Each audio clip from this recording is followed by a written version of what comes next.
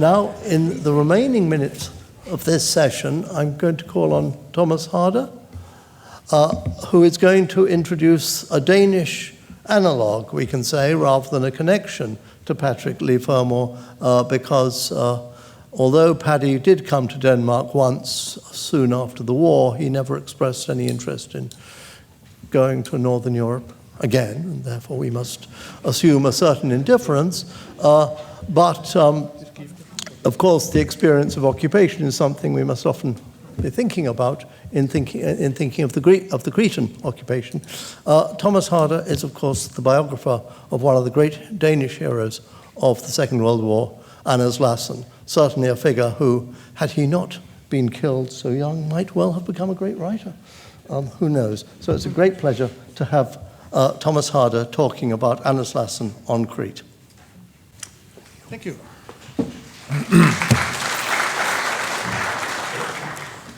So, Your Majesties, Your Excellencies, ladies and gentlemen, those were two hard acts to follow. But I'm very grateful to Chris for having shown us the landscape and given us a sense of the places and not least the distances, which I'm also going to talk a little bit about. And I'm very grateful to Artemis Cooper for this little bit from your book, which made me very happy when I found it, because it said to me, okay, I'm not the only person who's been wondering about what was the point. I mean, you can admire this hussar stunt, as the general called it, with his feet, but you can also wonder what was the point of all this. And it's a question I've asked myself many a time, also reading about and writing about Anders Lassen and many of the operations in which he participated.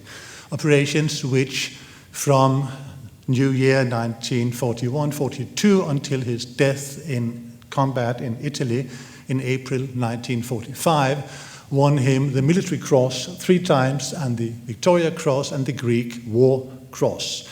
On many occasions I've asked myself, well, yes, it's very incredible what they did. It required huge courage, it required great ingenuity, it required a sense of sacrifice, it required stamina, perseverance, but what was it really for? What was the point of some of those operations? Did they have an impact beyond killing 1 or 2 Germans or kidnapping somebody, taking away a code book or sabotaging a radio station? Did it really matter? And if it mattered, did the people who did the actual work and risked their lives and sometimes lost their lives doing that work, did they know why they were doing it? I mean, why they were really doing it? And that's a question which applies very much to Anders Lassen's first visit to Crete, Operation Albumen, which took place over a period of 2-3 weeks in June, July 1943.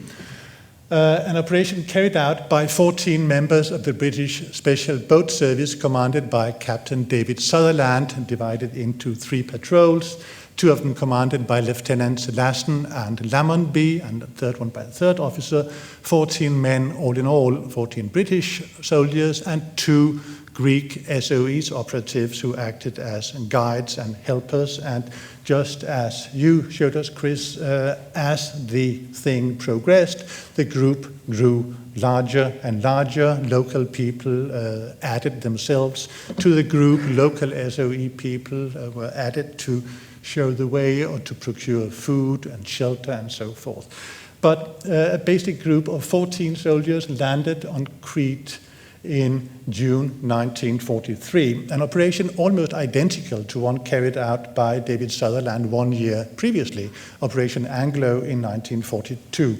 Oh, by the way, these 3 men were about 22 years old when the photos were taken, Lassen, Lammonby, and Sutherland.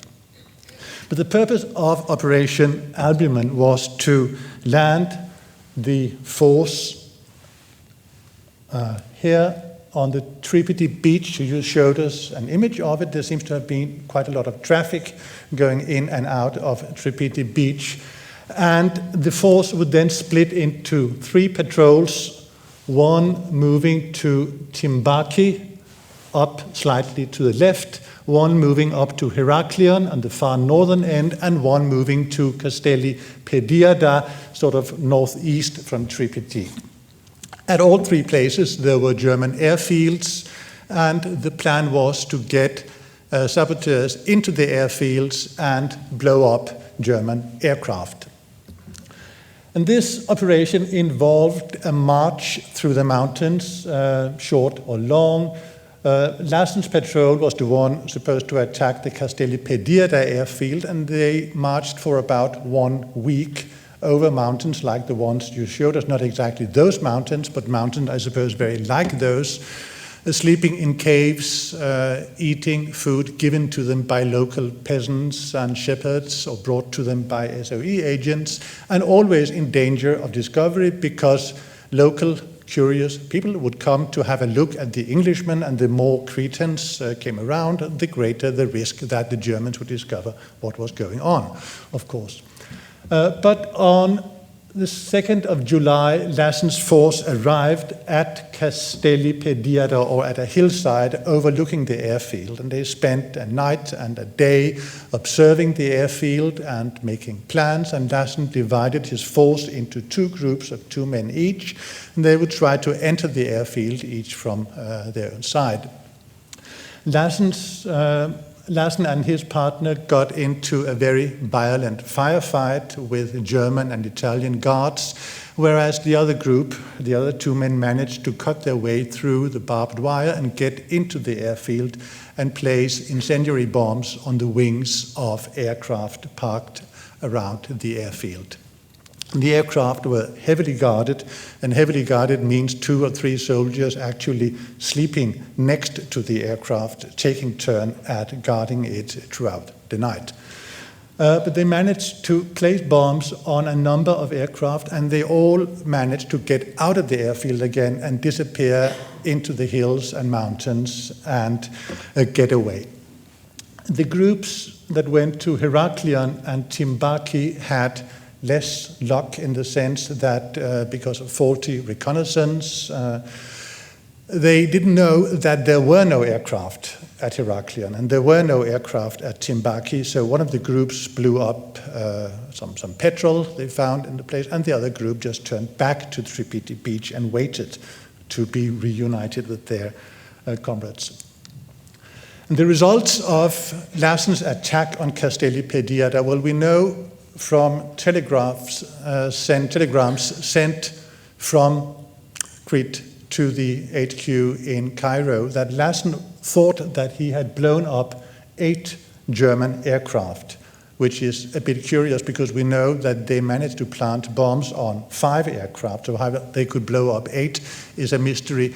But the Germans noted in their war diary that 1 aircraft had been blown up, 1 older trainer machine, and not 4 bombers and 4 dive bombers. And the explanation is probably that, of course, Lassen and his comrades had left when the bombs went off. They were behind the hills. They couldn't see what went on. They could see fire on the sky. And later on, the local Greeks would come around and meet them, or meet their radio man who had been left somewhere else, and tell them that they were quite sure that 8 planes had been blown up, and that was the message that would go to Cairo. Actually, 1 old trainer was blown up, and that was that because the Germans had by then learned how to have teams ready to move out very quickly and remove the bombs from airplanes and have them detonated at a far safe distance from the aircraft. So if you look across the hills and the mountaintops from afar, you see the explosions, you hear the explosions, and you think that 8 aircraft have been destroyed. But that was not the case. Lassen wrote in his report that he shot 2 guards. The Germans noted that 1 German guard had been killed and 1 Italian guard had been wounded. In Heraklion, 2,000 gallons of petrol were destroyed, and at Timbaki, nothing happened because there was practically nothing to attack. So those were the immediate results, and you may ask yourself, was it worth it? There were also other results in the sense that after the attack, the German commander, Müller, whom we heard about before, the one who did not get kidnapped, ordered the execution of at least 50 and probably more than 60 Cretan hostages who were killed because of these attacks. Lassen radioed Cairo that the Cretans need a morale boost. He realized even before he'd left the island that this had been a hard blow to morale on the island, and he asked for air attacks on German installations on the island to somehow boost the morale of the Cretans. This did not happen. And an SOE agent, we don't know who it was not Patrick Leigh Fermat, it was somebody else, wrote that he really hoped that these attacks had been worthwhile because they had done great damage. They had, as he said, they had caused much anti-British feeling in the island. But as he said, it will probably all go away if things go well in Sicily. He wrote that after the invasion of Sicily, which took place on July 10th, that is just after the Castelli attack. And when Lassen and Sutherland and Lamonby and the others landed on Crete, they had no idea that Sicily would be attacked. Nobody outside a very narrow circle knew that. And actually, that was the whole point of the Crete attack. It didn't really matter. It didn't really matter whether they blew up one aircraft or 8 aircraft or killed 1 guard or 2 guards or no guards or all the guards.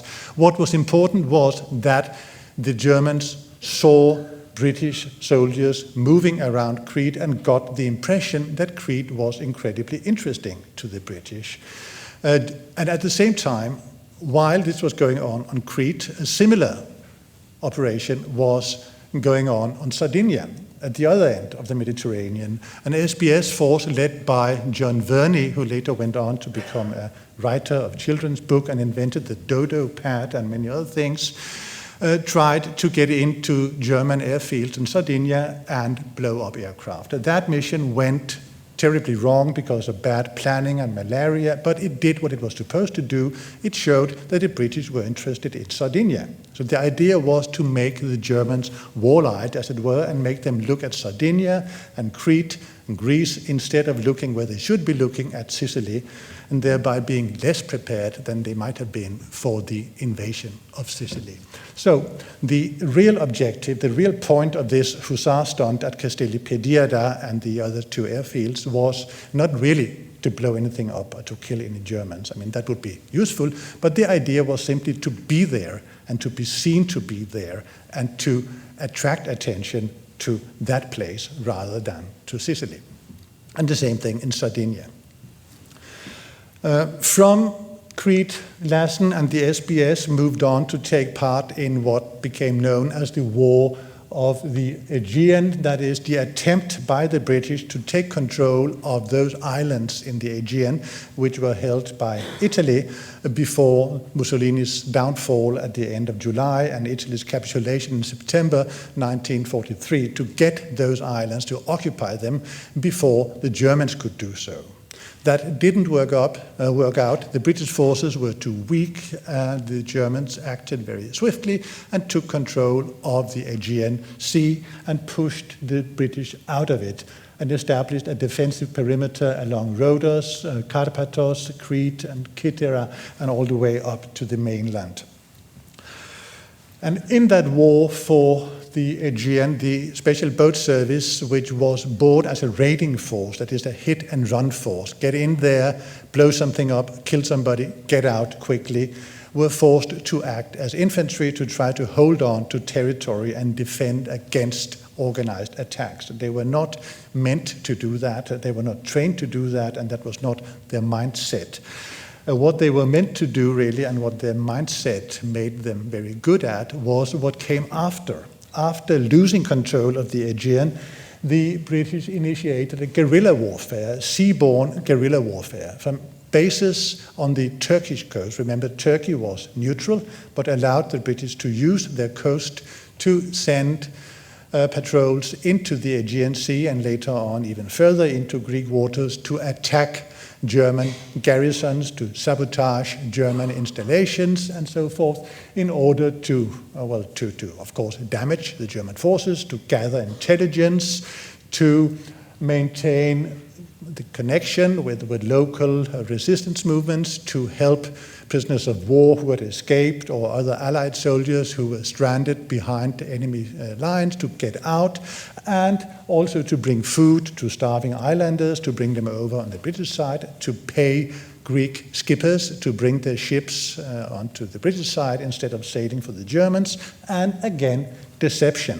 Perhaps the most important part of it all, to create the impression that Greece was very important and very interesting to British and Allied strategy, when what was really interesting at that point was France and, of course, the preparations for the Normandy landing. Now, I haven't done any real research into the Crete abduction, but my guess would be that kidnapping Crete at that time would be part of a huge deception scheme which spanned all the way from northern Norway through Denmark and France and Greece. All kinds of activities, some very picturesque, some very ingenious, other more basic, but all with the purpose of getting the Germans to look everywhere but Normandy.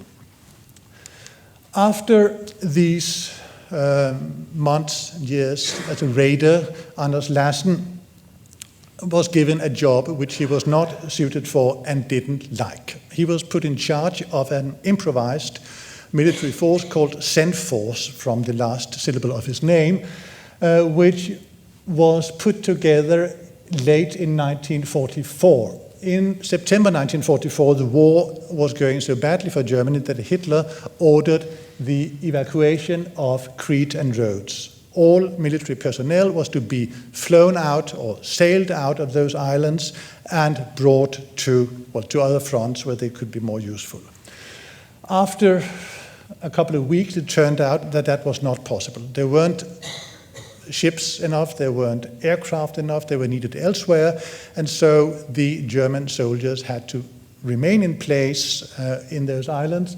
And the German commander in Crete, Major General Bentag, decided that he could not hold on to the whole island. He concentrated his approximately 12,000 soldiers in the northwestern part of the island, where he had prepared fortifications that were waiting to be occupied by the German force. And that left the rest of the very large island completely open without any kind of serious military control.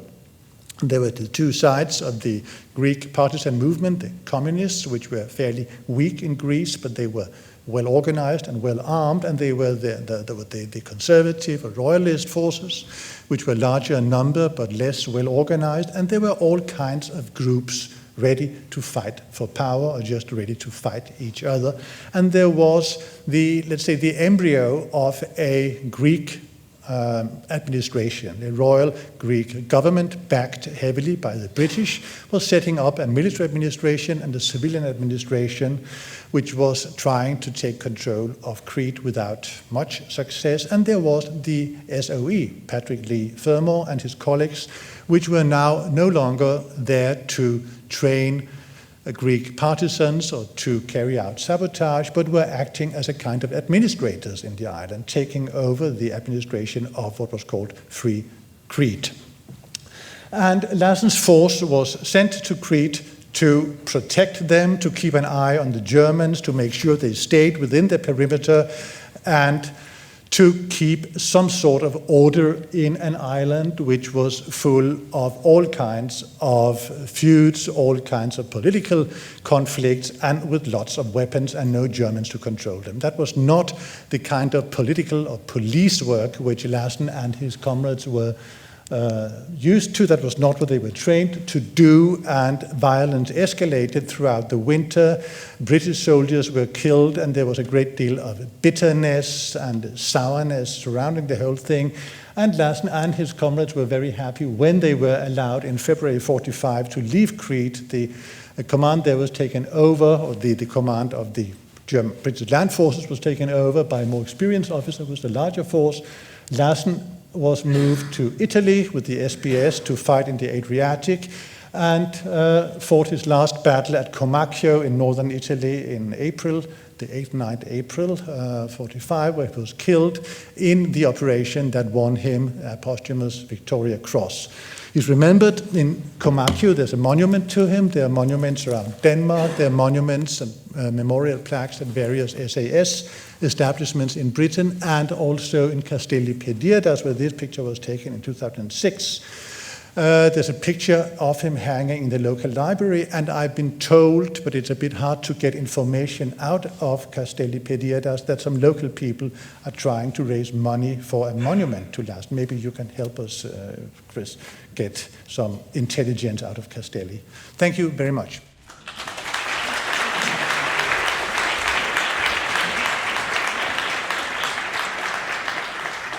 Thank you very much, Thomas Harder, for that presentation of a great Danish hero, and further an explanation as to why Paddy's exploits were not just a bit of schoolboys showing off, but might have had some part in the greater war strategy.